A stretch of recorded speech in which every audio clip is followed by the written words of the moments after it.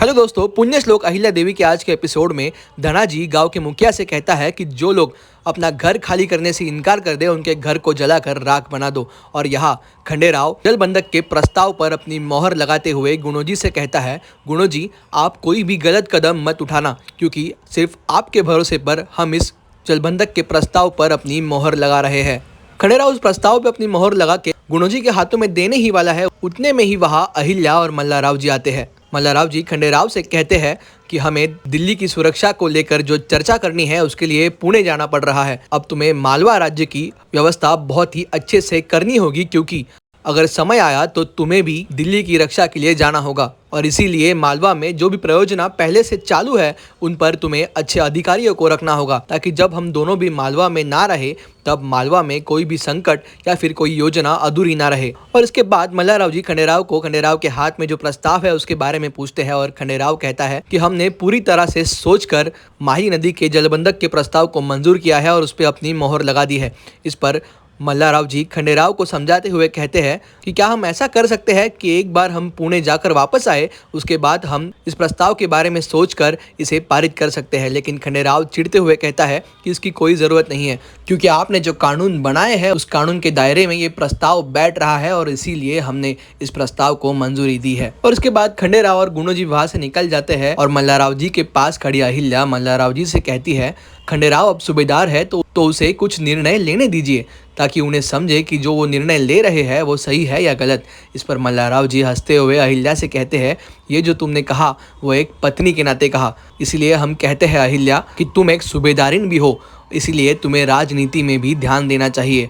और हम ऐसा चाहते हैं कि तुम इस विषय में एक बार खंडेराव से ज़रूर बात करो, क्योंकि रतलाम गांव में जो जलबंधक होने जा रहा है वहाँ सब कुछ जैसा दिख रहा है वैसा नहीं है, इसमें कुछ ना कुछ छुपा हुआ है, ये हमें लगता है। और यहाँ गुणोजी खंडेराव की मोहर जिस दस्तावेज पे लगी है वो दस्तावेज लेकर अपने पिता यानी धनाजी के पास जाता है। धनाजी वो देखकर बहुत खुश हो जाता है और अपने असली रंग दिखाना शुरू कर देता है।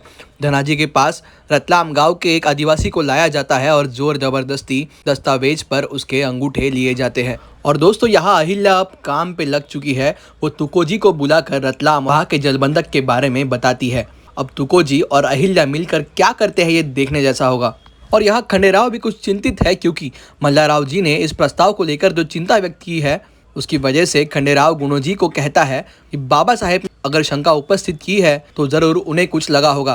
क्या तुम्हें इस योजना पर पूरा भरोसा है?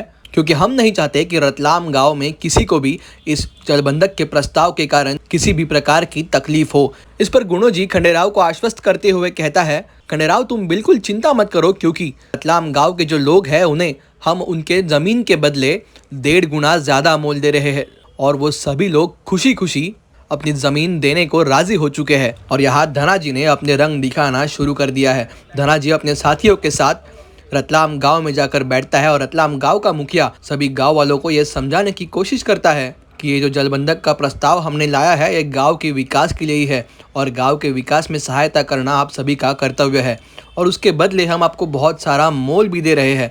गांव वाले इस बात से राज़ी नहीं होते। उनमें से ही गांव वाला आगे आकर कहता है कि हम सब कुछ जान चुके हैं, हमारा आदिवासियों का जो मुखिया है उसे भी तुमने खरीद लिया है, इस ज़मीन से हमारी भावना जुड़ी है, हमारा विकास जुड़ा है, और इस ज़मीन के बदले तुम हमें जो ज़मीन दे रहे हो वहाँ तो जानवर भी ना जाए ऐसी वो ज़मीन है। उस गांव वाले की ये बातें सुनकर धनाजी को गुस्सा आ जाता है और उतने में ही वो पत्थर उठाकर गांव वाले के सिर पे मार देता है। और यही आज का एपिसोड ख़त्म हो जाता है। और अब आगे अहिल्या इस साजिश के बारे में पता लगा पाएगी या नहीं ये देखने जैसा होगा। आगे की अपडेट्स के लिए चैनल को सब्सक्राइब करना मत भूलिए, और वीडियो पसंद आया हो तो प्लीज़ लाइक कीजिए।